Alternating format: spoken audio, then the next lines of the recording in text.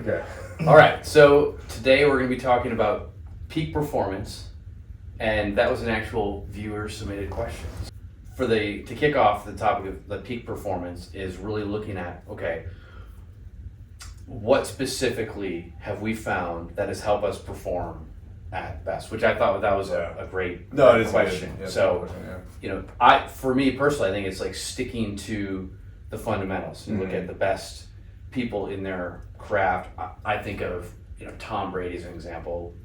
Hall of Fame quarterback, and every time coming to training camp, you think he's like, wow, I just won 4 Super Bowls. Yeah. I don't need to go work on the fundamentals, but he has a complete opposite. He's like, that's what he reverts back to, spring training, and literally, whether he was 1 Super Bowl, 5, he had the same approach, that fundamental approach, always stuck back. Because I think if you get away from the fundamentals, it's a signal of complacency. You kind of you get lulled into a sense of, I have this, or even you kind of forget what made you successful in the beginning.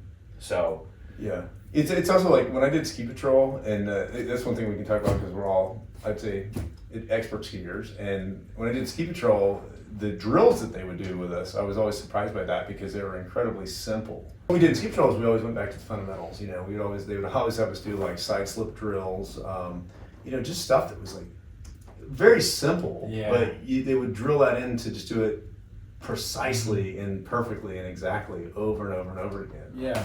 So what do you guys, what are the simple things that keep you guys focused in that sense, Is that... For me personally, as I get older, I'm the oldest one here, as I get older, strength training for me is perfect. That is my fundamental.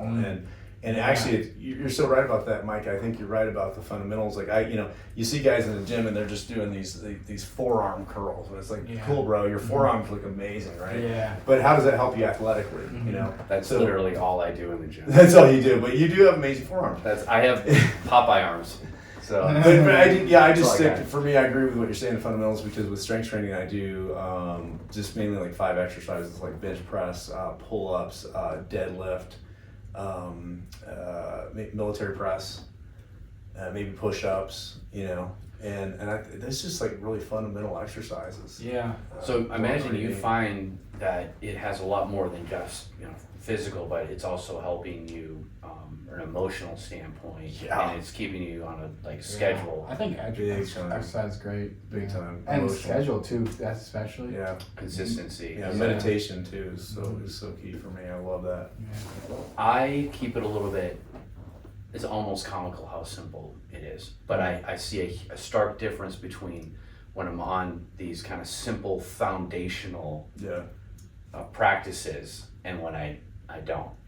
So for me, the 2 fundamentals that if I have that down, it makes everything else so much easier. And number 1 is staying hydrated. Literally drinking water. Yeah. That's always a suggestion. Yeah. It's water in you. It's tough in Utah where it's like we're higher elevation and it's so dry here. It's been dry. I'm always dehydrated, and bleeding. It is almost like a battle to keep the hydration going. But when I really focus on that, I get hydration, and then the Navy SEALs, when I worked with them, they called it human performance, strength, and fitness training. And we're doing it, and I'm like, this is yoga.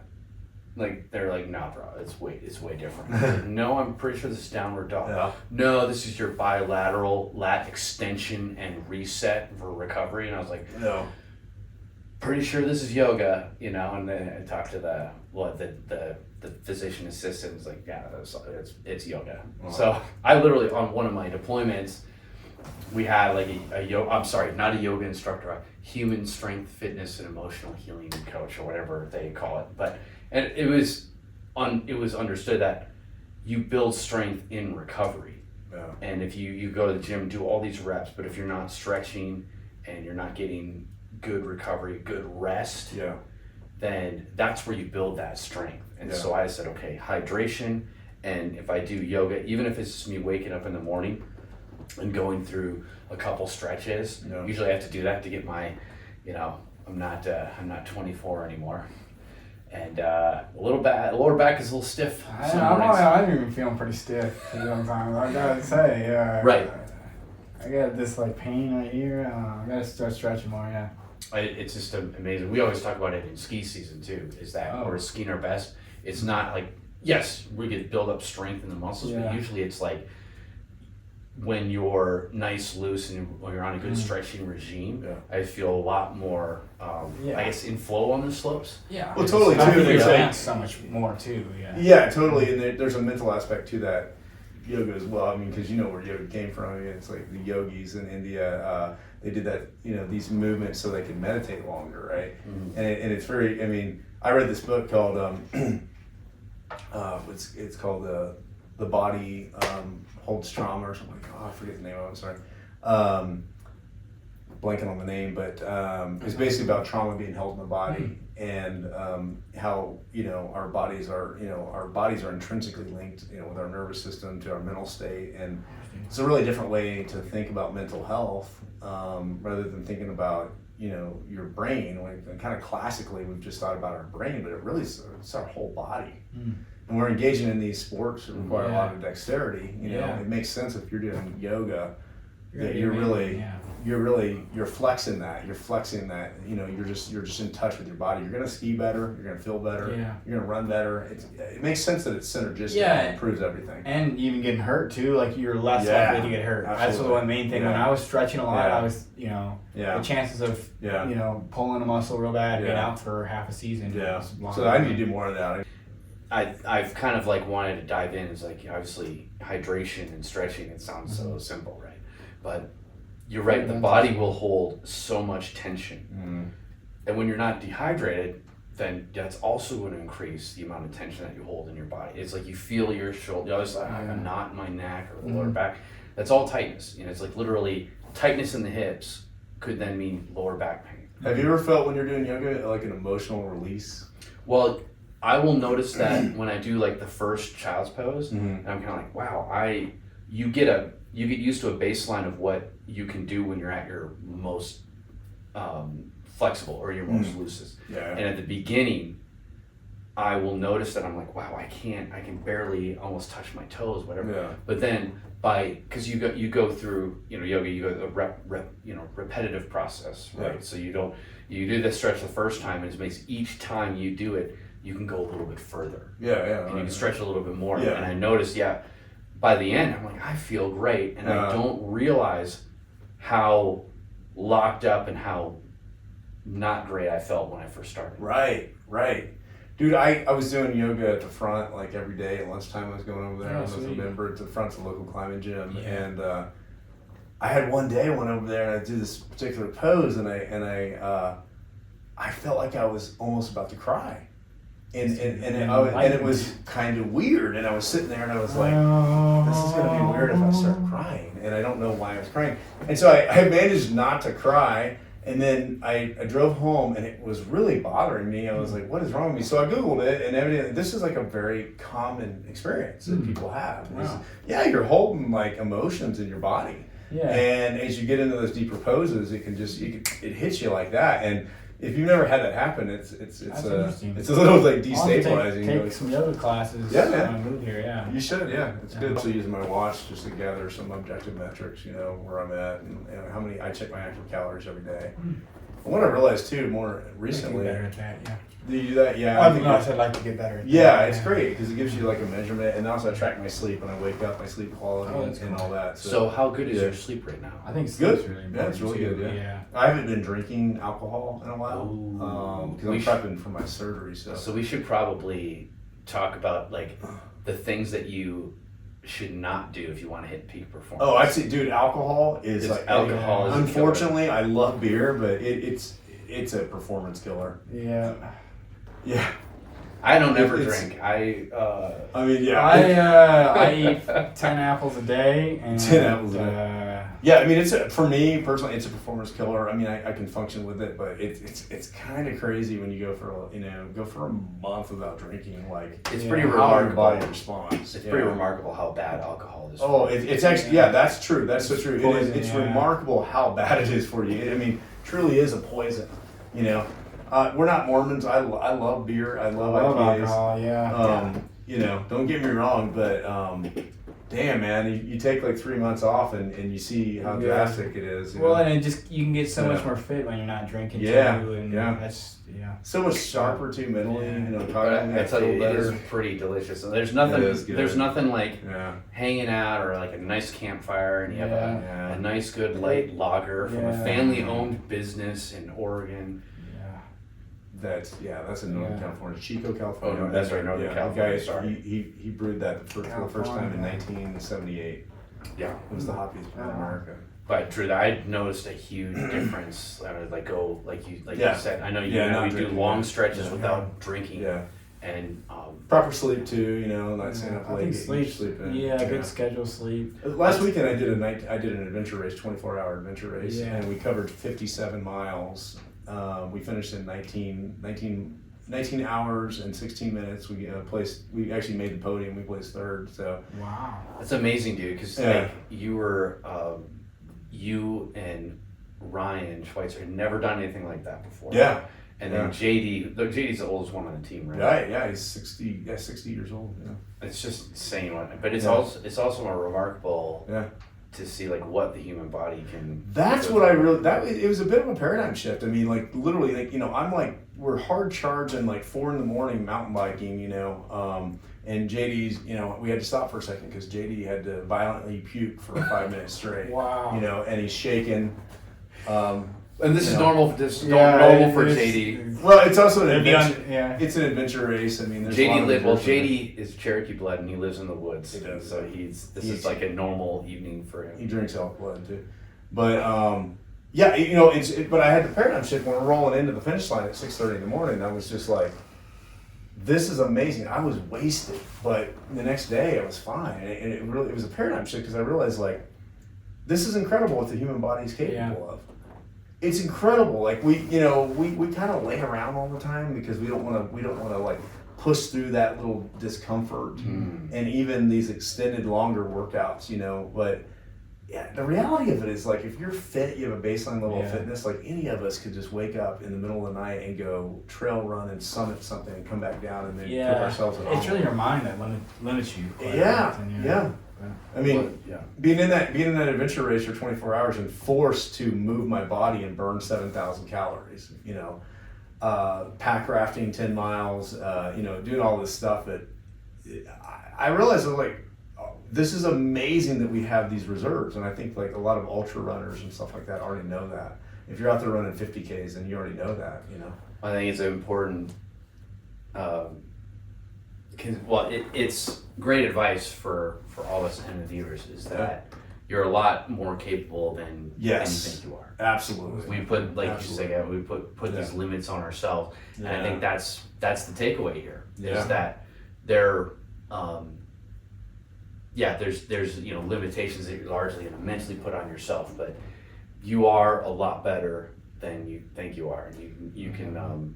Well, your SEAL buddies say that when you think you're going to die, you're really only at 30%. Yeah. Was David Goggins or whatever. Yeah. One but all the SEALs say that. It's like a SEAL thing. Yeah, but it's true. The mental because the body's or the mind is signaling like shut it down. And you're fine. You're actually just fine. Like you're not going to die. You're fine. Just get out there and run. So the moral of the story is get out there and run. Wake up in the middle of the night, go summit a peak, come back down, cook yourself an omelet. Boom. You making omelets a lot lately? You talking about omelets? I just bought eggs. Okay. Definitely. I gotta learn to make some more omelets. Yeah, I just bought eggs and I have some aged Gouda in there. So, I'm gonna make one in the morning. So I've just been thinking about it like all day. Yeah. Anyway. So it could be anything. It could be a pancake. Take us home, Gavin. Yeah. So I think for myself, I think probably what makes me the most productive, and I think there's 2 ways you can look at it: productive of life and productive just in general sense. So I think productive in life and just the best human I can be. I think I need a good outlet. I need good people around me, good things that I can put my drive into that make my mind flourish, that make my ability every day to push myself to be the best I can. I need a good outlet and a reason to be the best, I think. And then for. What do you mean by good outlet, though? What does that mean? Yeah, good outlet, like work, good friends. Oh, okay. Like at my recent job, Powder Mountain, they had music there every week, and I just loved getting to know the people there, going there and dancing in front of people. So something that gives purpose to your life. So it doesn't matter if it's work, it doesn't matter if it's anything, any sort, skiing, something that makes you feel like your purpose in life is worth working hard for. And when I hear you say that, what I hear also is like a bit of structure too. Yeah, well, that's one of the next thing I was going to say is a good schedule, and that's more the productive side. But structure and a good schedule every day. So go to work, get off work, go to the gym,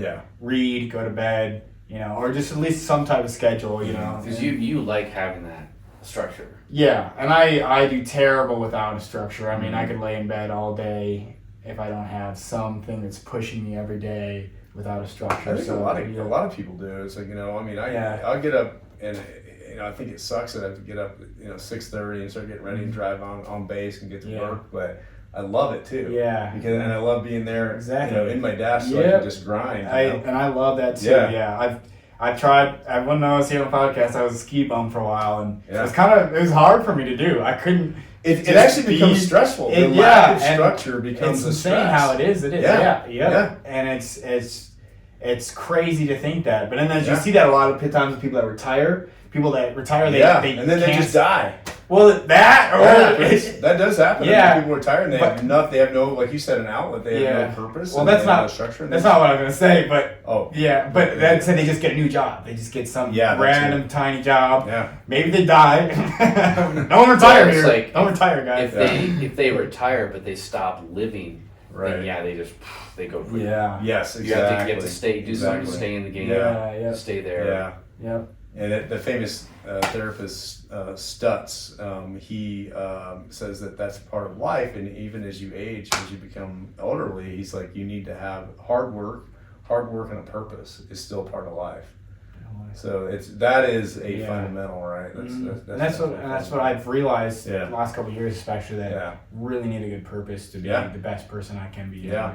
Well, I think you're very comfortable and you're like, feel like you can be authentically yourself, which is a little wild and crazy. Yeah, people are like, I don't know if people have picked up, but Gavin's a little bit of a goofball. Hey, I enjoy myself. That's your wheelhouse, and you need to be in an environment. So I think like you working at Powder Mountain, where you felt like I love all these people, I love the environment. All those conditions line up for you to authentically be yourself. Yeah. And you see this guy dancing on the table. Everyone's chilling. I'm just going crazy. Which that's a really good future podcast episode because you are a goofball and I really believe, and we have another friend like that, JD, right? And I believe that this changes your reality. Yeah. Like your approach to reality, whether you're going to take things seriously or just going to laugh about it, that changes your future. Yeah. Mm-hmm. And makes a lot of the hard things. And, most definitely, I think it's a important thing to have in your bag. Yeah, that's what inspired me to write my book. Was when we were in Austria and JD and I got stuck in that snowstorm, and my car was buried in 3 feet of snow. Wow. And I was spiraling. I thought it was the worst thing in the world. I was going to miss work the next day. We're stuck up in the mountains, and JD was laughing his ass off. I bet he was having a time. And it just, it was. Yeah, I have a story similar to this. Yeah. My buddy, I went to Michigan recently. My buddy, he got his car submerged in a goddamn swamp. Whole car sunk. I mean, it was... Took a wrong turn, just into the swamp. No, he thought he could go... It was... He did it on purpose? Yeah, he thought he could... It's like the Seinfeld... What's the Seinfeld episode? He's following the GPS and he's like, turn right. It's Office. Yeah. The Office. Oh, it's the Office. Yeah. Wow. But yeah, so he just thought he could get through our mind. But we're all there, just all cheery as ever. We start a fire up, and we're all happy as ever. And his girlfriend's screaming her head off at us, and we're all just laughing away. Like, let's crack a couple beers. Like, we're gonna be here for a while. Yeah. So it is, yeah. And it makes things work out. I really do. And we can talk about that with the law of attraction. And I believe in that. You're taking these vibration in. You get to make the choice. Are you going to have a good day or a bad day? You get to make the choice about we're taking that was what was so striking to me in Austria when I was sitting there. JD and I had the same data that we were taking in. Yeah. But you're both. his made it so Completely much different, better. It made yeah. it so much better the approach he took. That's kind So you guys are talking about, you know, perception. Yeah. You know, everyone has no one has you know, the same filter, perception yeah. of reality. Mhm. It's like things are going to happen to you, Yeah. but you get to decide what it means to you. Yeah. Exactly. Mhm. Exactly. Yeah. Exactly. And then and that's another future thing. Yeah, We well- talk about global perceptual filters that people apply. Yeah. But I think it's like, I think that's such a great way to kind of cap off the discussion or the introduction for peak performances. Yeah. It is kind of unique for every single person. What Yeah. works for one doesn't work for everyone, but regardless of what it's like, okay, how do I get to my peak? And for you, it's like really environment, Yeah. being in a place where you can authentically be yourself. And Yeah, I've have a seen good you. outlet and I'm like, reassure. I think you're peaking a little bit too hard here, Gavin. Like, Yeah, And life is and good, having man. swinging from the chandeliers. Yeah, life Yeah. is really Dancing. fun. Having a man. structure and having a purpose. Yeah. For you, yeah. Well, it's just like Good that reaffirming that you are a good person. Like just having people around you Mhm. confirming that you are yourself. You know, like Yeah. and I don't know if that makes Mhm. sense, but just like having friends that like you know. Yeah, like, because having a life. community of like people that you can put yourself outlet into and they can feed back of that Yeah. same energy. Yeah. So Life is meaningless without people. It's Yeah, meaningless I've learned without that the hard way, relationships. yeah. That's what provides meaning. yeah, it really does, Yeah. and I think that's I've found with many things I've read Yeah. and many people I've talked to that relationships are the biggest thing in their life. Absolutely. I mean, I could sit here just and friendships Yeah. and I could people just yeah. pop Adderall and grind by myself for a year. yeah. And, What are you? You know, what do you have? Yeah. Yeah, and even Nothing. memories and everything Yeah. too. But Yeah. not to get off. Well, but, it's interesting. It's like when we talk, I like how, like, if you look at like peak performance, you can't really stay at the peak forever. Yeah. Like you said, you couldn't be like just on juiced up on Adderall for like. Yeah. There is going to be swings to that. Yeah. And it's kind of recognize like, hey, if you swing off peak, that's one thing I've given myself the grace to be like, okay, wow, I didn't really crush it today. Yeah. That's gonna I happen. think you gotta be easy on yourself too. And that's like, Yeah. okay, but how do I, you know, and for me, it always kind of circles back. What am I fundamentally missing right now? Mhm. And maybe it is tied to dehydration, Yeah. didn't get enough sleep, and then, Yeah. you know, but also Reflection. understanding those factors. But okay, you know what, today I just don't have my peak. Mhm. But then, like what you said, with like perception and something bad is happening, it's like, okay, kind of think about what does this meaning have, you know, to me? Because Yeah. the situation is happening, maybe there's not much you can do to change it, other than you can change how you feel about it and what your perception is. So, Yes, that's a great point. Yeah, like you said, even if you're not, you know, even if you're kind of falling short that day, you know, you realize that this is part of the process, right? Like it's, you know, every day you're not going to be on it. You're not going to be crushing it every day, but as long as you're moving forward and keeping a positive attitude, then you're good. You're good. let's end with this. I'm going to throw a clip on of Gavin dancing on